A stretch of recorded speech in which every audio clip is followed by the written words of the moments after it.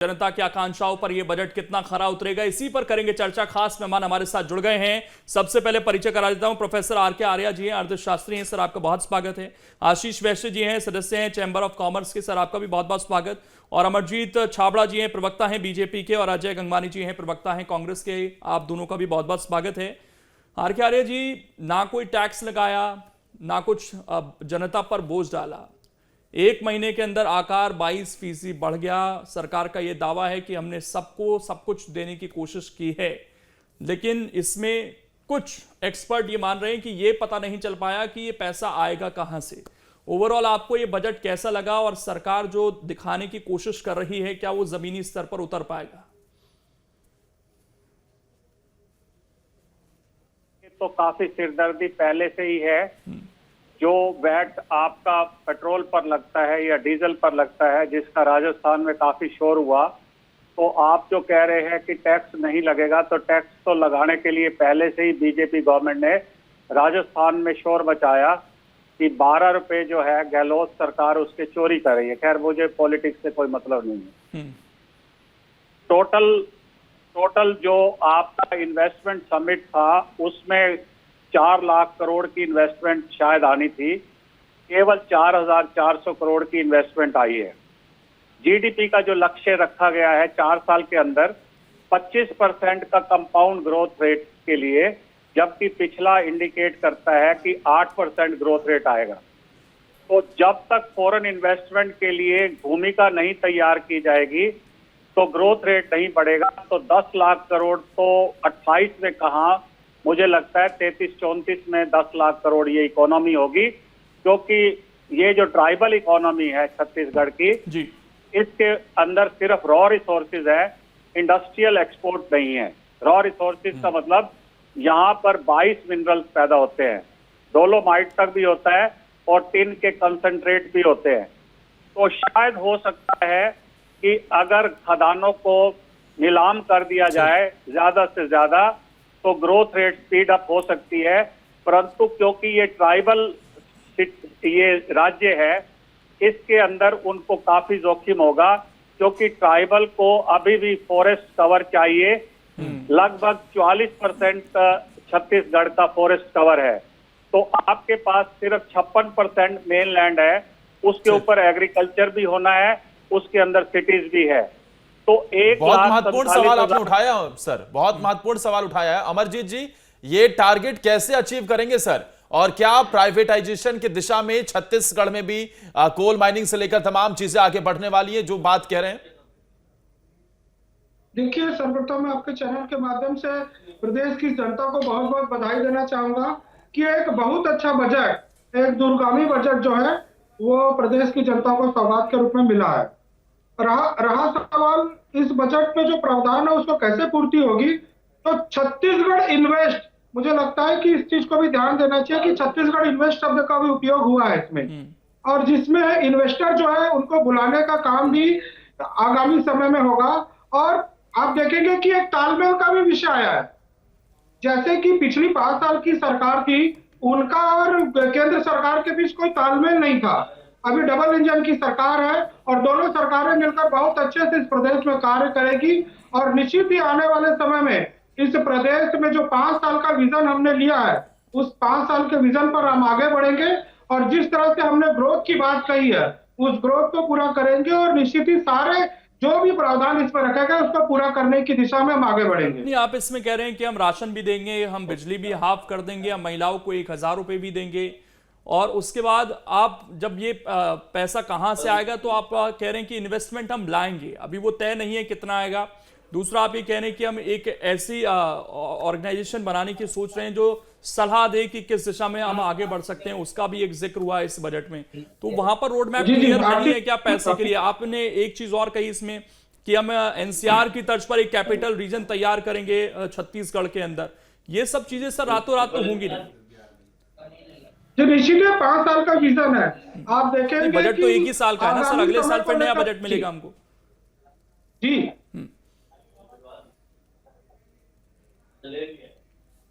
बोलिए बोलिए सर।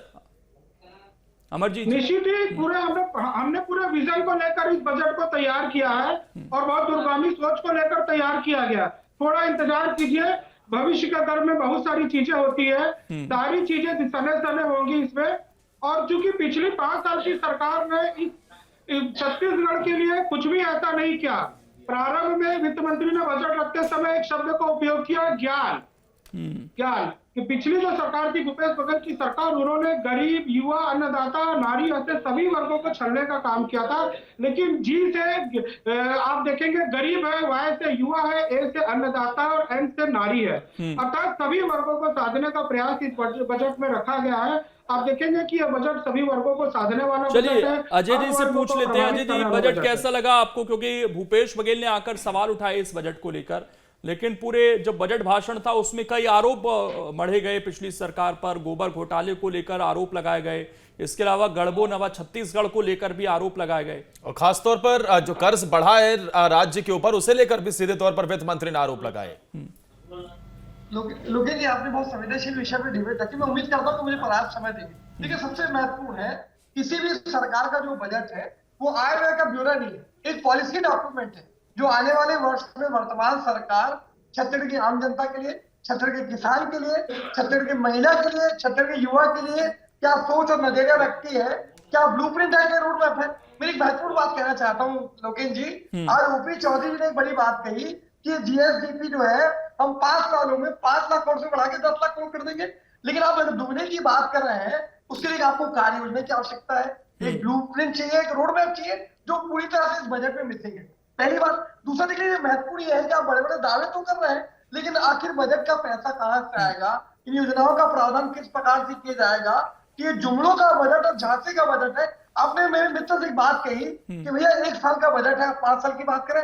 5 साल तो छोड़िए लोकेश जी, आज इनके बजट का जो टैगलाइन है वो पढ़ लीजिए कि भैया ये मिशन 2047 की बात कर रहे हैं। अब भैया 1 साल का बजट बना रहे हैं, तो आने वाले 1 साल में छत्तीसगढ़ की आम जनता को किस प्रकार से फायदा पहुंचाएंगे, किस प्रकार से आर्थिक रूप से संबल देंगे, किस प्रकार से उनकी जेब में पैसा डालेंगे, इसकी योजना बताइए।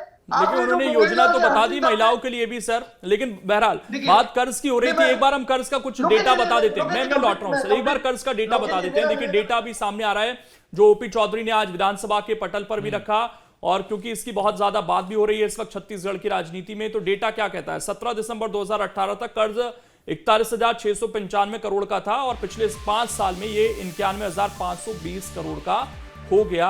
तो ये बहुत बड़ा एक डिफरेंस था जो पिछले 5 साल में दिखा। बिल्कुल, और सीधे तौर पर आरोप लग रहे हैं कि जो 18 सालों में कर्ज लिया गया, उससे ज्यादा तो आपने 5 साल में कर्ज ले लिया। तो अजय जी, कर्ज जो इतना बढ़ा है, ये तो आप पर सीधे तौर पर आरोप लगा रहे हैं कि इतना कर्ज लेने की क्या जरूरत पड़ गई सर?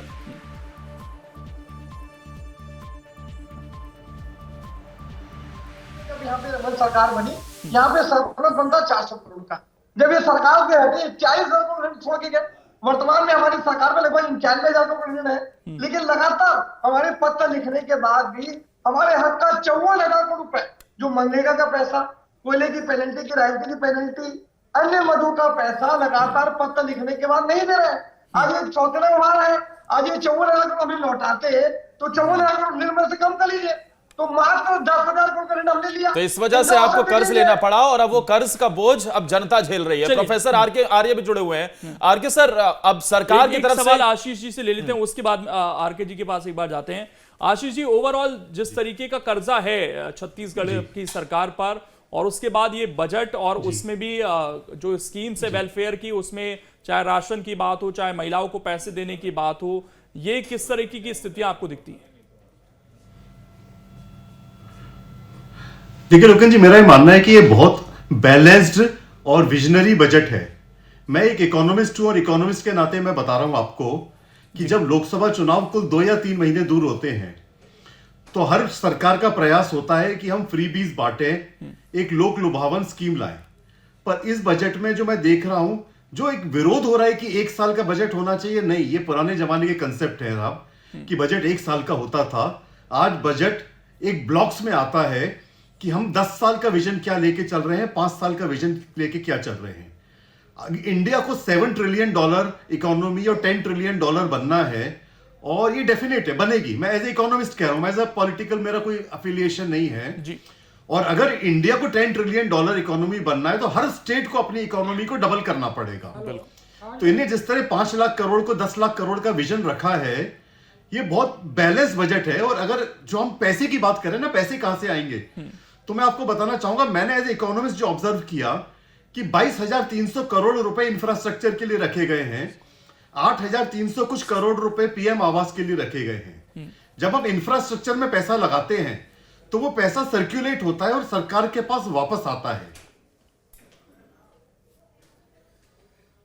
जी चलिए, लौट रहे आशीष जी से, थोड़ा संपर्क टूटा है हमारा। लेकिन आर के आर्य जी, ये आम लोगों को थोड़ा सा समझ में नहीं आती हैं चीजें, और मैं चाहता हूं उसको आप समझाएं कि हर सरकार पर जब वो ये डेटा देखता है कि छत्तीसगढ़ के प्रति व्यक्ति पर इतना कर्जा है, देश पर इतना कर्जा है, तो कर्जा तो देने के लिए होता है, क्या सरकारों पर वो रूल लागू नहीं होता है? क्योंकि हर सरकार, कहीं का भी हम बजट देखते हैं तो यही कहा जाता है कि एक बड़ा परसेंटेज तो हम इंटरेस्ट में दे रहे हैं। ये कर्ज का क्या खेल है सर, और ये कितना होना चाहिए? और अभी जब हम आंकड़े दिखा रहे थे छत्तीसगढ़ के, क्या ये बैलेंस है या अब हम उस स्टेज में जा चुके हैं कि और कर्जा भारी पड़ सकता है इकोनॉमी के लिए? देखिए, जो छत्तीसगढ़ की स्टेट है, इसको कर्जा तो ज्यादा नहीं लेना चाहिए क्योंकि इसकी रीपेइंग कैपेसिटी बड़ी पुअर है। आज की डेट में 1 लाख करोड़ का इसके ऊपर डेट है और 5 लाख करोड़ का इसका जीडीपी है। तो इसका जो रेशियो हुआ वो 20% हुआ, 1 लाख करोड़ जो हुआ। तो उसमें से जो रीपेमेंट जाती है वो 7,500 करोड़ के आसपास जाती है, उससे कुछ फर्क नहीं पड़ता। परंतु जैसे पहले प्रवक्ता कह रहे थे कि अगर 7 ट्रिलियन की इकोनॉमी होनी है, 10 ट्रिलियन की होनी है या 5 ट्रिलियन की होनी है, तो ये जो स्टेट्स है, ये अभी भी छत्तीसगढ़ बीमारू स्टेट्स में आती है, क्योंकि यहाँ पर जो ट्राइबल की हालत है वो कभी भी बढ़िया नहीं हो सकती, इसीलिए इसको बीमारू स्टेट में रखा गया है। इसके ऊपर कोई उम्मीद नहीं है कि इसकी इकोनॉमी एक्सेलरेट हो जाए और वो 10 लाख करोड़ हो जाए, जरूरत भी नहीं है।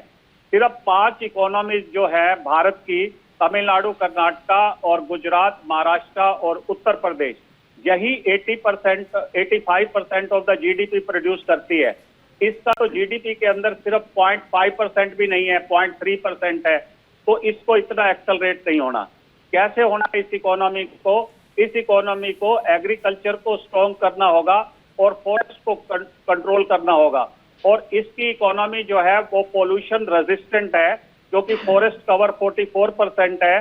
जितना भी पोल्यूशन कोरबा वगैरह से निकलता है, एशिस वगैरह, कार्बन जो बर्न होता है, कोयला, सुपर थर्मल पावर प्लांट है कोरबा के अंदर, तो वो बिजली को भी प्रोड्यूस कर रहा है और वो पोल्यूशन भी नहीं कर रहा, क्योंकि फॉरेस्ट कवर में ये कार्बन उसके अंदर समा जाता है। तो कहने का मतलब ये है कि ये जो 1,47,500 करोड़ का बजट है, डेफिनेटली इतना ही बनता है, जिसके अंदर जो बोरोइंग है वो शायद 13-14 हजार करोड़ की होगी, क्योंकि वो 3% ऑफ द जीडीपी है, आइडियल स्टेट है। जो स्टेट्स बड़ी भी है, उन्होंने भी जो फिस्कल डेफिसिट है उसको 3% पे रखा हुआ है। अदरवाइज स्टेट्स को सिर्फ 2.5% ऑफ द जीडीपी रखना चाहिए, क्योंकि यहाँ पर इंक्लूसिव इकोनॉमी बना के रखनी है। इंक्लूसिव का मतलब ये है कि एग्रीकल्चर में एमएसपी के प्राइसेस ठीक ठाक मिले और जो ट्राइबल एरियाज है उनको इरिगेशन की फैसिलिटीज हो, और जो उनका तेंदुआ पत्ता और मैं जो फॉरेस्ट इसी पर एक सवाल पूछता हूं आपने, क्योंकि प्रकृति की बात की, यहाँ पर अमरजीत जी हमारे साथ जुड़े हुए हैं। अमरजीत जी, ये स्पेसिफिक तौर पर कहा गया और जो 10 बिंदु आपने गिनाए उसमें से एक बिंदु था कि भाई बस्तर, सरगुजा की तरफ हम लेकर जाएंगे। वहां पर अभी भी देखिए जो हमारे वन हैं उनको लेकर तमाम विवाद हो रहे हैं, पेड़ की कटाई को लेकर सवाल उठ रहे हैं। तो जब उस तरफ आप ले जाने की बात कह रहे हैं तो उसके क्या मायने निकाले जाएं? वहां पर किस तरह का डेवलपमेंट आप चाहते हैं? और इसके क्या अगर हमारी प्रकृति से छेड़छाड़ हुआ तो वहां पर जो आदिवासी हैं उनकी नाराजगी नहीं होगी इससे? देखिए, प्रदेश में जो भाजपा की सरकार अभी बनी है, इससे पहले 15 साल हमने बस्तर के रोड रस्तों को जोड़ने का काम किया था। और अभी हाल के बजट में आप देखेंगे कि छत्तीसगढ़ आदि भाषा परिषद का गठन की बात हुई है। ये कहीं ना कहीं उन क्षेत्र के लोगों को जोड़ने की बात है, वहां के क्षेत्रों में विकास की बात है। और आप देखेंगे महाविद्यालय स्तर की बात करें या शिक्षा की बात करें या चिकित्सा की बात करें, बजट में बहुत बड़ा प्रावधान हमने बस्तर के क्षेत्रों को लेकर फोकस किया है। तो कहीं ना कहीं उस क्षेत्रों के विकास की बात है, वहां की अधोसंरचना के विस्तार की बात है। कटाई, क्योंकि वहां पे हसदेव का भी मसला है, और उन सरकार ध्यान नहीं दे रही है, ये आरोप बार बार लग रहे हैं। पहले कांग्रेस पे लगते थे, देखिए, अब आप पर लग रहे हैं। ये पिछली सरकारों का किया हुआ है, जो उस समय के जो अनुबंध हुए थे उस पर ही अभी तक सारी चीजें तो टिकी आपको हुई है। लगता आने है वाले गलत है समय तो में उनको बंद कर दीजिए ना सर, या आप नहीं आने कर वाले समय में इस पर क्या निर्णय होगा ये आप देखिएगा। लेकिन वर्तमान परिस्थिति में जो पिछली सरकार थी, आप देखेंगे कि चाहे टीएस सिंहदेव सकते? ने विकास इस पर कहा था आप कि ये मुझे मानते हैं ना, गोली भी ये चलनी आपका पड़े। विजन है जी। कि हम बस्तर सरगुजा ले जाएंगे, लेकिन वहां की प्रकृति से छेड़छाड़ नहीं होना चाहिए। बिल्कुल सारी चीजों को संभाल कर रखा जाएगा। बस्तर की जो ठीक। बोली है, हल्दी बोली बोली, लेकिन इन सब आशीष जी, चीजों को भी लेकर आशीष विकास जी की बात छोटे से करेंगे। सवाल का जवाब दीजिएगा। अगर ये विजन सरकार लेकर आगे बढ़ रही है, आप 44% आपके पास फॉरेस्ट एरिया है, आप उसे आप टच बिल्कुल नहीं करना चाहेंगे, तो फिर आप किस तरीके से जो बची हुई लैंड है उसके जरिए से इस जीडीपी के आंकड़े को हासिल करेंगे? बहुत अच्छा प्रश्न लोगे जी आप। ये आशीष जी आपसे सवाल था। मैं सब आपको एक चीज बताना चाहूंगा कि लैंड का कोई फर्क नहीं पड़ता है ग्रोथ से। सिंगापुर बहुत छोटा देश है, सबसे कम लैंड है पर सबसे ज्यादा ग्रोथ है। तो अगर हम लैंड को ग्रोथ से क्लब करते हैं तो हम पुरानी मानसिकता पे चल रहे हैं।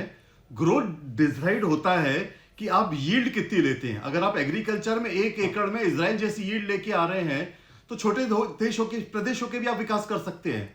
44% जो फॉरेस्ट एरिया है वो भी नॉन प्रोडक्टिव नहीं है, छत्तीसगढ़ की शान है और वहां से पैसा जनरेट हो सकता है, बहुत ज्यादा जनरेट हो सकता है। हम 44% को डिफंक मान के नहीं चल सकते हैं। एज ए इकोनॉमिस्ट हमें उसको असेट मान के चलना पड़ेगा, लायबिलिटी मान के क्योंकि नहीं चलना आशीष जी, पड़ेगा। अगर आपने सिंगापुर का जो जिक्र बार-बार किया सुनने तो में आ रहा है कि वहां पर 44% यह भी नजर आया कि उसे कैसे उन्होंने टूरिस्ट डेस्टिनेशन में पूरी तरीके से बदल दिया।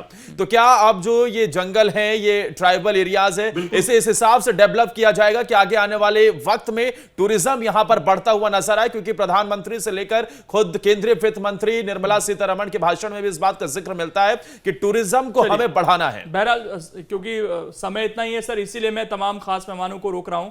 बहुत सारे इसमें अभी पहलू हैं और आने वाले समय में इस पर जब और विश्लेषण होगा बजट को लेकर तो स्थितियां स्पष्ट होंगी और ये जमीन पर कितना उतर पाएगा ये देखने वाली बात होगी। बहुत बहुत शुक्रिया आप सभी का जुड़ने के लिए।